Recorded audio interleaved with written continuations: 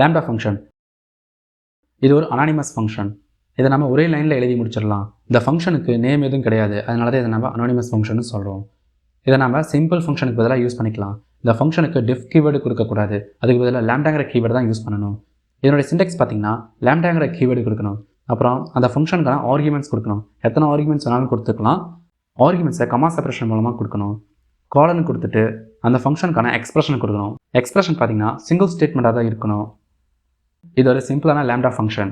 X and Y ஆர்குமெண்ட்டாக கொடுக்குற மாதிரி ரைட் பண்ணியிருக்கிறேன். அதாவது 2 ஆர்குமெண்ட் கொடுக்குற மாதிரி ரைட் பண்ணியிருக்கிறேன். எக்ஸுங்கிறது பேஸ், அப்புறம் ஒய்ங்கிறது அதனுடைய பவர்.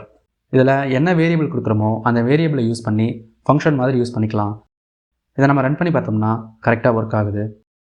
இதை நம்ம மேப்பிங் ஃபங்க்ஷனில், ஃபில்டரிங் ஃபங்க்ஷனில், ஷார்ட்டிங் ஃபங்க்ஷனில், அப்புறம் இதை அதிகமாக ஈவென்ட் ஹேண்டிலிங்காக யூஸ் பண்ணிக்கலாம்.